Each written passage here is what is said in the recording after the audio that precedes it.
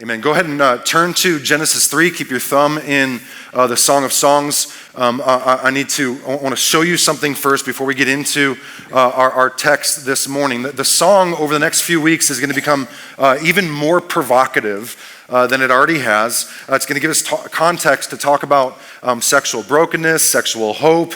It's going to give us space to speak practically, hopefully helpfully, about matters of sexual intimacy and that gift that it is for the marriage relationship. But first, we have to talk about emotional intimacy. Before we can get into some of the physical, some of the sexual intimacy more in depth over the next couple of weeks, we have to talk about emotional intimacy. What we're going to see in the song this morning is the almost aggressive pursuit of this wife after her husband.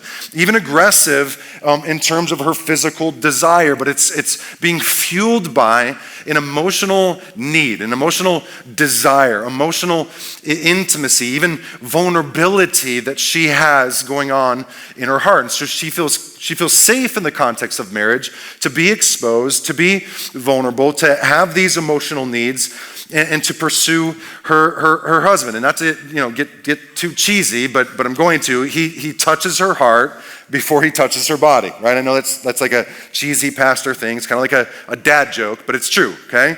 He has touched her heart before he has touched her body. It's a safe place for her to be emotionally vulnerable, and so she's going to pursue him for her emotional needs. And this goes all the way back to Genesis 3. Right? The imagery in the Song of Songs is so much garden and vineyard and things like that. It makes us think about the garden in Genesis 2 and Genesis 3. And so this goes all the way back to what's going on in Genesis 3. Now, Genesis 2 ends with one of the greatest verses in all of the Bible. Adam and his wife, they were naked and without shame. Great verse, yeah? Right? That's a good verse, right? They were naked and without shame. Bliss, right? Eden, paradise. That's what all of us have been trying to get back to. Right? That moment of being naked and without shame. But then Genesis 3 happens, and the serpent tempts Eve, the wife, and tempts her, hey, you can be God. That's basically the temptation. And she takes of the fruit, she eats it, she hands it to her passive husband, who's just sitting there letting his wife talk to a snake, not sure why. And he eats it too. Sin comes into the world. Everything gets broken. And then we see in Genesis 3, starting in verse 7, this. It says, "Then the eyes of both were opened, and they knew that they were naked. They sewed fig leaves together. They made themselves loincloths, and they heard the sound of the Lord walking in the garden in the cool of the day, and the man and his wife hid themselves from the presence of the Lord God among the trees of the garden." This is what sin does. We hide. We hide. We hide from God. We hide from one another. There was an immediate consequence to their sin. It was insecurity. Vulnerability. They didn't know who they were anymore. They had cut themselves off, severed themselves from the life source that is God, rebelled against God, the very God that had been defining them as who they are, and made in the image of God, loved and known by God, significant and of value because they are God's. And immediately they fall into this vulnerability and insecurity, and now they're naked and they are ashamed. Now they're naked and they are ashamed. And then look at verse 9. "But the Lord God called to the man and said to him, 'Where are you?'" How gracious is God that he didn't just let them go.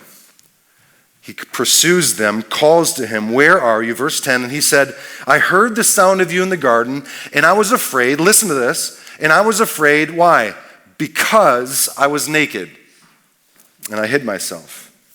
I'm insecure now. I'm broken now. I'm naked now. So I'm afraid, and so I hide. Verse 11, he said, "Who told you that you were naked? Have you eaten of the tree of which I commanded you not to eat?" And the man said, this is great, / not great, "The woman whom you gave to be with me, she gave me the fruit of the tree, and I ate." Brother, just straight up throws his wife under the bus, right? Who told you? Did you take of the fruit? It was the woman. It was the woman. It was the wife. I don't know, God.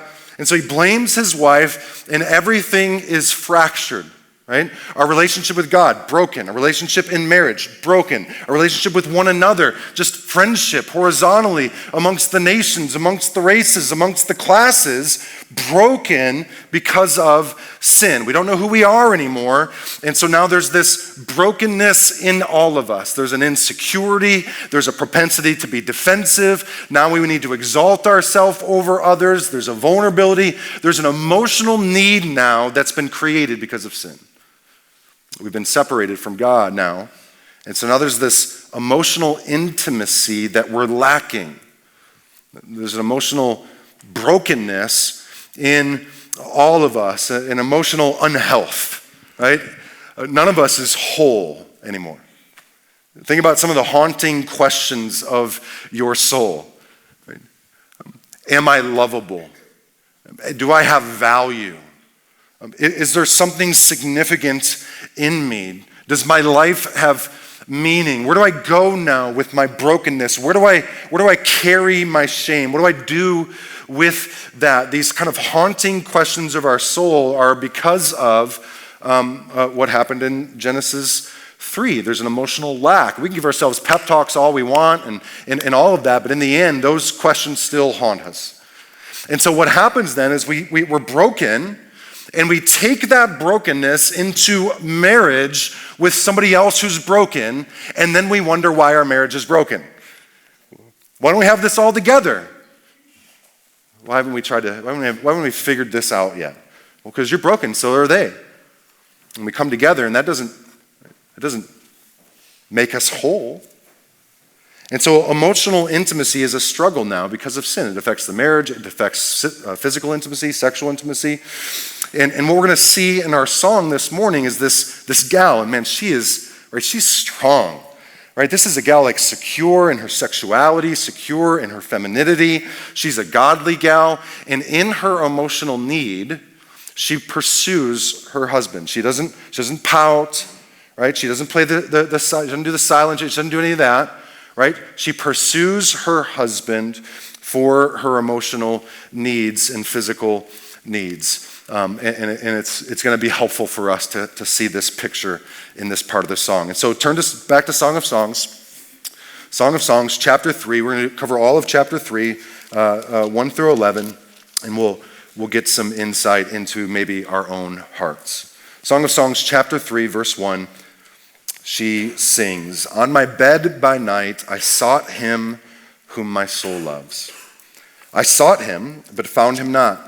I will rise now and go about the city, in the streets and in the squares. I will seek him whom my soul loves. I sought him, but found him not. The watchmen found me as they went about in the city. Have you seen him whom my soul loves? Scarcely had I passed them when I found him whom my soul loves, and I held him and would not let him go until I had brought him into my mother's house and into the chamber of her who conceived me." This could almost play like a scene in Inception, right? Remember the movie? Right? This is like a dream, right? She says, on my bed by night. It's kind of like a dream. I don't think she's actually dreaming. I think this is a song. It's poetry. And what she's doing, she's giving us insight into her heart, right? She's giving us insight. Like we get an inside look into her thought life. What is she feeling here? What is she fearing here? What is her emotional condition? That's the picture that's being painted for us here. If you remember back to last week, she was in winter, right? She was struggling. She was in some sort of funk. Something was off. And her husband, the young stag, he was bounding and leaping towards her and sought to rescue her out of whatever kind of winter funk she was in. But there's still some rawness to her heart right now. Or there's still some vulnerability. Maybe that exposed a greater emotional need for intimacy. Whatever it is, she's going after her husband to look for it. And there's two things that get repeated over and over here. And when things are repeated in the Bible, we should take special note. In fact, when your wife repeats things, you should take special note. Right? When your husband repeats things, you should take special note. That means it's important. And so the first thing that gets repeated that we see is 4 times she says, him whom my soul loves, right? Him whom my soul loves. Beautiful language. And the word here that she uses for love, it's different than the word she's been using for love. It's not the word dode, which is erotic love. That's not what she's talking about. Right? Most of the song is talking about erotic love, but this is the Hebrew word ahava. Right? This is a covenant love. This is a sacrificial love. This is a love of deep commitment. That's the kind of love that she speaks about here. You, whom my soul loves, right? I'm seeking him whom my soul loves. And when it says my soul loves him, this isn't like some disembodied love and your soul loving someone is deeper than if your mind loved them or your body loved them. She's just saying, in my very essence, with my whole being, I have this deep, sacrificial, committed, emotionally connected love with this man, and I want to seek him. I need him. She's expressing emotional intimacy and emotional need. That's what's happening. The second thing that is repeated is this phrase, right? I sought him and found him not. She keeps seeking for him and can't find him. And in fact, she even goes out into the city at night to look for him. The picture of the city is set in stark contrast with the rest of the setting of the song, right? The whole song is in these like safe and secure places, right? Vineyards and homes and on beds and there's all these images of safety and security, but now she's out in the city, and she's out in the city at night. It's not safe there. She feels exposed. She feels insecure. She feels vulnerable there, and she's looking for her husband in that place because she feels unsafe. She feels emotionally insecure. Over and over again in the song, safety and security is what fosters their sexual intimacy. Over and over again, the context of the marriage or the response of the husband or the love of the wife creates this safe place for sexual intimacy to flourish. It's a big deal. And so she repeats, I sought him, but I have found him not. Again, this is poetic insight into her heart. She has this emotional desire, this emotional need. She's looking for connection. She's looking for intimacy. She's looking for her husband in this insecure place. The absence of her husband has exposed some fear in her, some insecurities in her. Does he really love me? And am I loved? I feel a little bit alone right now. I have some fears right now. I know I can go pursue my husband and he'll meet me in those emotional needs. When we're absent from one another, that can create that kind of sense in us. Even if it's just a little bit of an emotional distance throughout a busy week, perhaps. Maybe it's physical distance that creates that as well. Early on in our marriage, when I was still playing baseball, I would go out of town for a 7 or 10 game series on the road. So I'd be away from Heather, 7, 8, 9, 10 days or so. And every time I came back into town, came back home, it always took her a day or two to warm up to me. And this is actually like scientific reality that's happening when that occurs. It's just a reality that's not just emotional or physical, or not just emotional, it's physical as well. When we're away from our spouse for a significant amount of time, literally our brains enter into like a drug withdrawal state.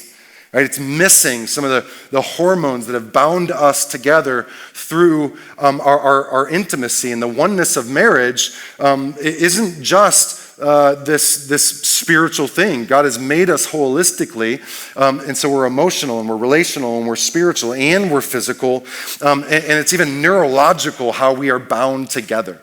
And so when there's absence created, we can have this sense of even an insecurity about the relationship. And literally scientists will say it takes hugging and kissing and sexual intimacy to reestablish like dopamine and oxytocin and things like that bind them together again and suppress some of that anxiety that's happened in the absence. This is the way that God has made us. Right? We're connected. The physical is connected to the emotional, is connected to the emotional. And so the wife here is seeking emotional and physical intimacy with her husband. Being safe emotionally is the thing that fosters the other things in the relationship. For there to be passion, for there to be intimacy, for there to be Song of Songs marital eroticism, there has to be a safe place emotionally in the relationship. Conversely, emotional abandonment will crush any sort of hope that we have for passion and intimacy in the marriage. Right? Emotional abandonment, it's when in the relationship, they don't have a conversation at any sort of deep level. They're just partners in life, and there's no self-disclosure in the marriage. There's no sharing of one's life in the marriage. Or emotional abandonment could be when one spouse is abusive in the way in which they speak, in the way in which they respond, so that the other spouse then just withdraws. That's an emotional abandonment. That's not an emotionally safe place. And without emotional safety, you're going to have the things that you have sometimes in marriage. Defensiveness will grow. Defensiveness. Right? Back to Genesis 3. We're exposed and naked, and we need to feel covered up. And what's going to happen is that if you aren't that covering for your spouse, then they're going to fight for themselves. They're going to fight for themselves. Selfishness breeds, defensiveness breeds. And if you have that present in the marriage, you cannot have intimacy or oneness in the relationship. You can't. I love this quote by Elliot Grudem. He's a friend and pastor. Here's what he says about vulnerability. Look at this. Vulnerability is taking off your armor and giving someone your sword. They can defend you or harm you. Like, try to picture that. All of us as Adam and Eve, sons and daughters, naked and exposed, insecure and broken, and we take off the armor of our fig leaves, and we hand to someone that we trust our sword of defense. What are they going to do? What are they going to do? How are they going to respond? How will they treat us in this emotionally exposed moment? That's vulnerability. That needs a place of deep trust. And in marriage, if you keep harming the one that's open to you, you will eventually find them closed off. And intimacy and oneness will be impossible. Now, this isn't gender specific. Men need emotional desires and needs met as well. There needs to be an emotional relationship that the man needs to pursue also. But experience tells us, and our text tells us, that this is especially unique for the gal. In fact, whenever the Bible talks to husbands about being a husband to a wife, it addresses this issue. 1 Peter 3:7, it says this: likewise, husbands, live with your wives in an understanding way, showing honor to the woman as the weaker vessel. Live with her in an understanding. Understand her emotionally. Pursue the depths of her heart. Try to grasp an understanding of what's going on in your girl. I love the language of Ephesians 5. It says this: in the same way, husbands should love their wives as their own bodies. He who loves his wife loves himself. For no one ever hated his own flesh, but nourishes and what? Cherishes it, just as Christ does the church. We're to cherish our wife, right? Which means we're caring for her and we're doting on her and we're trying to understand her, and we want her to have an emotionally safe place in the context of our relationship and marriage. We're engaging with her on a deeper level than just physically and just in the partnership of life. Why? Well, Ephesians 5 tells us, because that's what Jesus does for us. That's what Jesus, husbands, that's why you cherish her, because Jesus cherishes you. Jesus does this. And as a picture of Jesus, husbands, we then are to cherish our bride. Right? When you take off your armor and hand your sword to Jesus and are exposed emotionally, your insecurities, your fears, your sins, with Jesus, he defends you. He defends you. Do you know how Jesus looks at you in those moments? He looks at you with kindness and gentleness and tenderness. He meets you in the mess, and he loves you. When the rich young ruler came to Jesus and he's like, man, I'm awesome, I'm killing it right now. Morality, nailed it. I'm very religious. I'm a very important person. And it says in the text, Jesus looked at him in his hypocrisy, in his pride. It says Jesus looked at him and loved him. In your darkest moments, in your greatest sin, in your most emotionally defenseless place, Jesus cherishes you. He cherishes you. And so husbands, that's how we're to respond then to our bride. We are to cherish her. This is why prayer is such a big deal in our relationship with God. Prayer is intimacy with God. Prayer is God inviting us to take our emotional needs and desires and to lay them at his feet. What are you anxious about? What are you insecure about? Where have you sinned? Here, come to me. Pray to me. Enter into an intimate relationship with me. I'm emotionally available to you. That's what prayer is in our relationship with God. And so if sex is our primary means of intimacy with a spouse, prayer is our primary means with intimacy with God. That's why both sex and prayer are really hard when you're having a conflict with your spouse. Have you ever noticed that? Right? Intimacy is hard in the context of fighting. That ain't happening.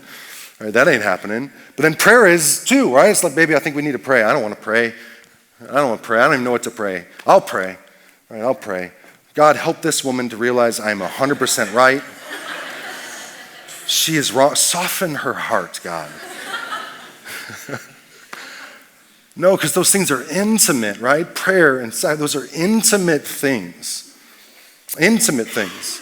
And so Jesus cherishes us. Jesus fosters an emotionally safe place for us. And so husbands in particular, but spouses in general, are to provide that emotionally safe place as well for the other. Let me ask you some questions to help you kind of discern where you're at with this. And if you're not married, you can ask this question just about yourself. Where are you at in your emotional health and emotional availability to others, perhaps in friendship or Christian community? But how would you answer this question? Is your spouse accessible to you? Is your spouse accessible to you? Consider some of these points. 1, I can get my spouse's attention easily. You're not easily distracted. Your spouse, is not always focused on the kids or on work, but you can get your spouse's attention easily. 2, my spouse is easy to connect with emotionally. Right? There's self-disclosure. They can be known. They're not a closed book. Right? Or 3, my spouse shows me that I come first with him or her. 4, I'm not feeling lonely or shut out in this relationship. If you can't say yes to that, then you need to tell them tonight, hey, I'm feeling lonely. I feel emotionally shut out. I don't feel like you listen to me. He probably doesn't realize that. Tell them. Or 5, I can share my deepest feelings with my spouse, and he or she will listen. Like really listen. Right? Like ask questions and praise with you. Like actually listens. Or how about this question? Is your spouse responsive to you? So not just accessible to you, but do they respond emotionally to you? Think about this. Number 1, if I need connection and comfort, he or she will be there for me. You can depend on them. 2, my spouse responds to signals that I need him or her to come close. Right? When you're struggling and when you're insecure, when you're vulnerable, it can be even more vulnerable to ask for what you need. And you probably don't even know what you need sometimes. I don't know what's wrong with me. I just need some more loving. I need something. And so a loving spouse will try to understand those signals and draw near. 3, I find I can lean on my spouse when I am anxious or unsure. 4, even when we fight or disagree, I know that I am important to my spouse and we will find a way to come together. I'm not going to pout. There's not going to be a silent treatment. Both people in an emotionally healthy relationship will pursue reconciliation. Nobody's a doormat. Right? 5, if I need reassurance about how important I am to my spouse, I can get it. I can get it. Final question, are you emotionally engaged with one another?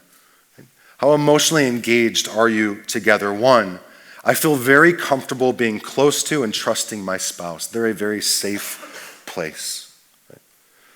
Two, I can confide in my spouse about almost anything. Three, I feel confident, even when we are apart, that we are connected to each other. Four, I know that my spouse cares about my joys, hurts, and fears. And then finally, five, I feel safe enough to take emotional risks with my spouse. Husbands, this is important for you. Wives, you too, if you struggle with an emotional IQ, right? Just an understanding of really what's happening in your heart, the marriage relationship should be the place where you can take an emotional risk. You can be known and vulnerable in a way that you're maybe not comfortable with. It's hard for us to have friendships in general because of what's happened in Genesis 3, but the marriage should be an opportunity for you to take risks emotionally.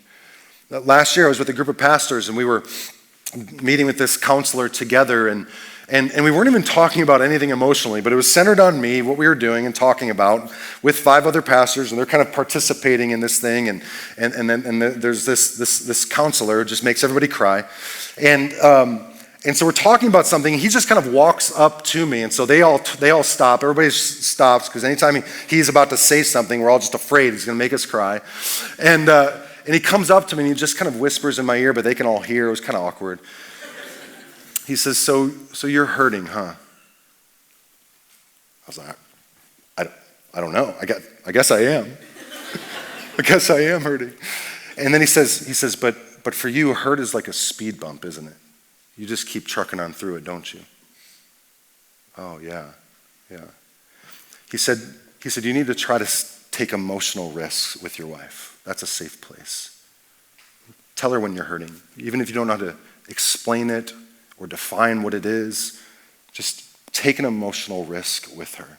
That's a safe place. Some of you, in your marriages, you don't have that safe place. You've got a friend that you can take emotional risks with, a friend that you can be known by, but in your marriage, it isn't safe. If it isn't safe emotionally, you're going to have all sorts of problems in your marriage. Not to mention, physical intimacy will not be what it can be as the gift from God that it is. Emotional intimacy is unbelievably important for fostering this marriage relationship. And that's what she's after. That's what she's seeking. And so then in verse 4, it says that when she finds him, she held him, it would not let him go. The language here in the Hebrew is unbelievably intimate. It's intense, like she's tightly holding on to him. She's holding on to him. And this isn't just physical. It's not just a sexual desire. It's an emotional intimacy that she's after here. And then it says she brought him into her mother's house, and they are sexually intimate. We know this because here in verse 5, she's going to warn her single gals not to do this, but also the language of brought. Anytime in the song you have that they bring one another into something, that's the language of sexual intimacy. And it being in her mother's house sounds strange, but it's not.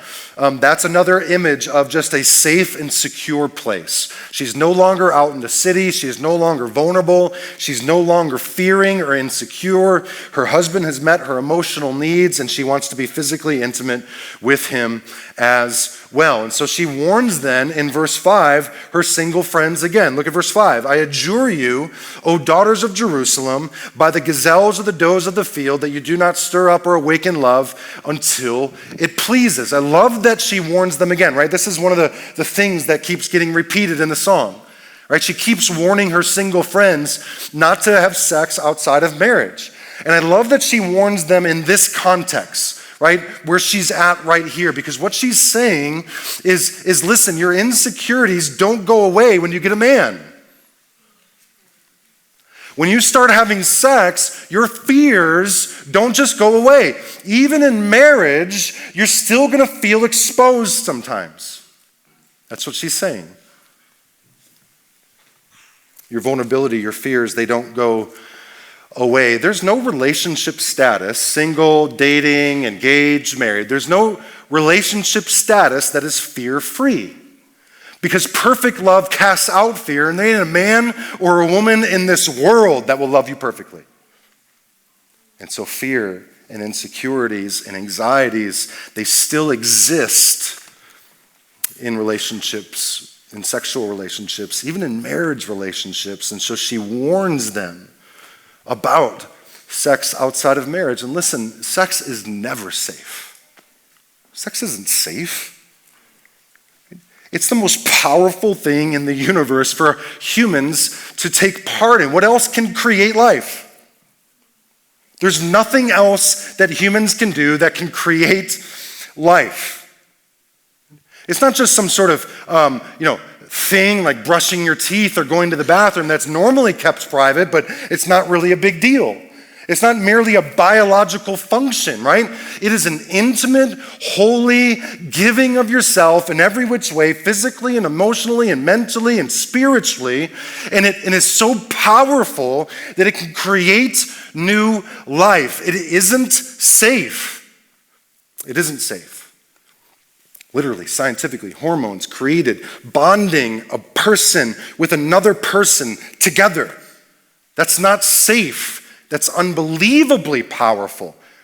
And so outside of the safety and covenant of marriage, it will lead to destruction.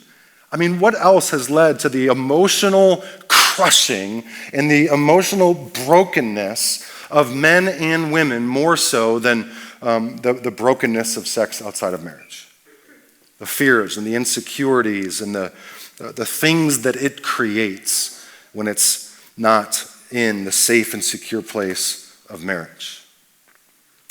Sex is not safe, and so she warns them, man, this has to happen in the security of marriage. In fact, in the next section, she's going to talk to her single gals again. She wants to give them imagery of a wedding. She wants them to consider the covenant imagery of the wedding. Look at verse 6.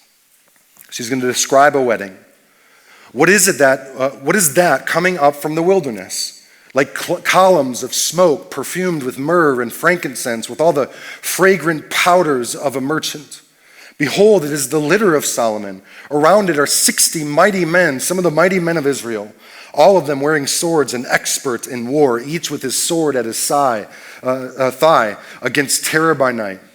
King Solomon made himself a carriage from the wood of Lebanon. He made its posts of silver, its back of gold, its seat of purple. Its interior was inlaid with love by the daughters of Jerusalem. Go out, O daughters of Zion, and look upon King Solomon with the crown with which his mother crowned him on the day of his wedding, on the day of the gladness of his heart.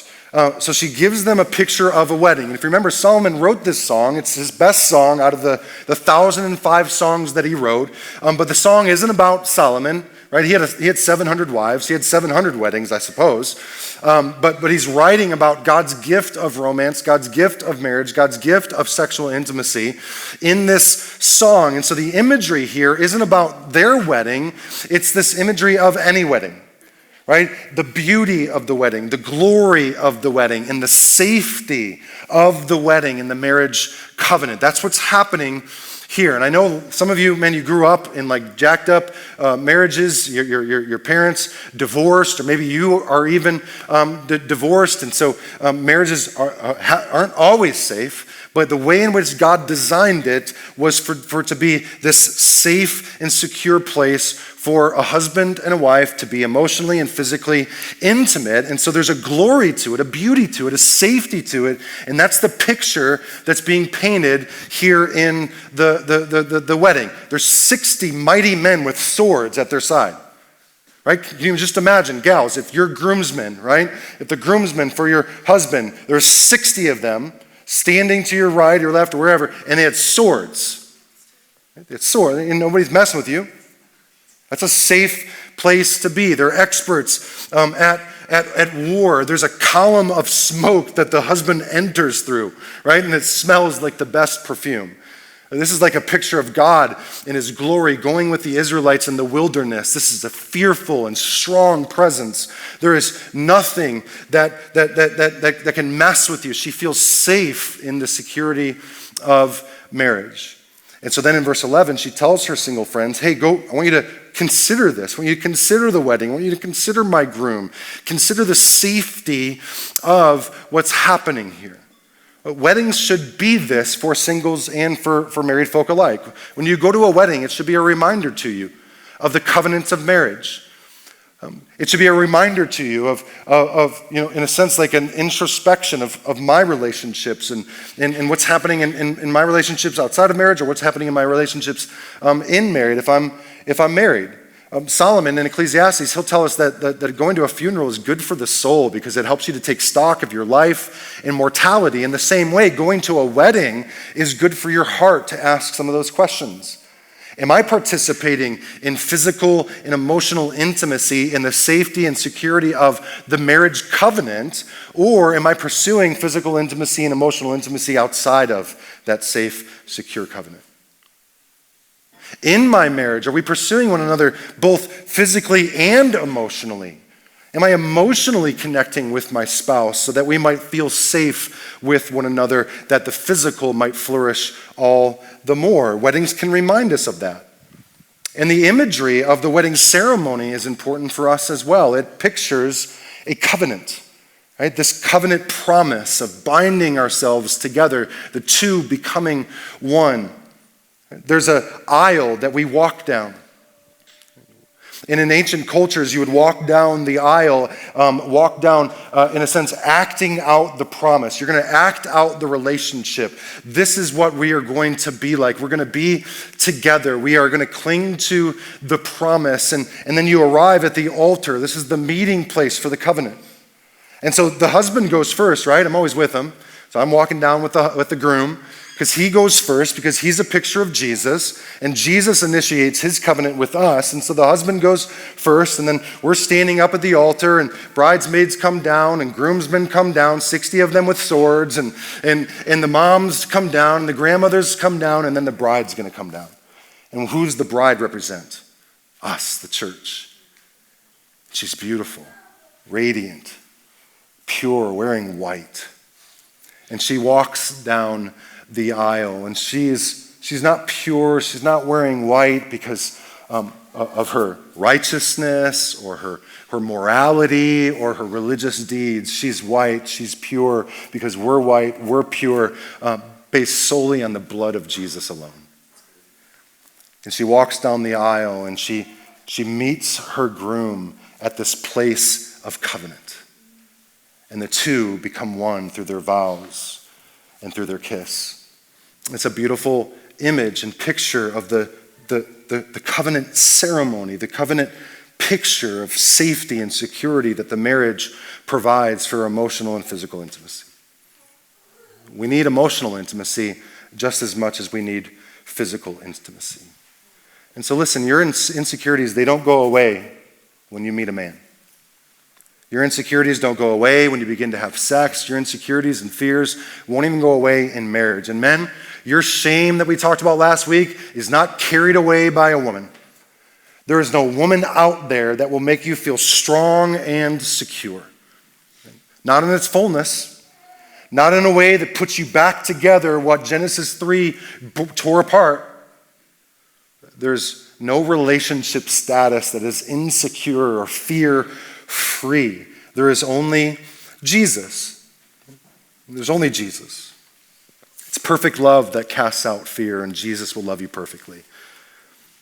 George Whitefield, he was a famous evangelist and preacher back in the 18th century. He, one of the main characters in the First Great Awakening, the revival that England and America saw back in that time. And I read a couple of biographies on him, and I read some of his sermons, and I was like, all right, God did a lot of good things, but these sermons aren't that great. And then I came across this sermon that he preached, of all things, to a group of single women. He preached a whole sermon. I don't know, some singles group, or I don't know, just a bunch of single women. Beth Moore Bible study, and George Whitefield comes and preaches a sermon at it, And I read that sermon and I wept. And the sermon is called Jesus is Your Best Husband. And so I just want to close by reading the last bit of his sermon. I want you to consider these truths about Jesus. The only one that can fulfill men, the only one that can fulfill women, the only one that can satisfy what Genesis 3 broke. It's Jesus, our best husband. Consider who the Lord Jesus is, whom you are invited to espouse yourselves unto. He is the best husband. There is none comparable to Jesus Christ. Do you desire one that is great? He is of the highest dignity. He is the glory of heaven, the darling of eternity, admired by angels, dreaded by devils, and adored by saints. For you to be espoused to so great a king, what honor will you have by this espousal? Do you desire one that is rich? None is comparable to Christ. The fullness of the earth belongs to him. If you be espoused to Christ, you shall share in his unsearchable riches. You shall receive of his fullness, even grace for grace here, and you shall hereafter be admitted to glory and shall live with Jesus to all eternity. Do you desire one that is wise? There is none comparable to Christ for wisdom. His knowledge is infinite. His wisdom is correspondent thereto. And if you are espoused to Christ, he will guide and counsel you and make you wise until salvation. Do you desire one that is potent, who may defend you against your enemies and all the insults and reproaches of the Pharisees of this generation? There is none that can equal Christ in power, for the Lord Jesus Christ hath all power. Do you desire one that is good? There is none like unto Christ in this regard. Others may have some goodness, but it is imperfect. Christ's goodness is complete and perfect. He is full of goodness, and in him dwelleth no evil. Do you desire one that is beautiful?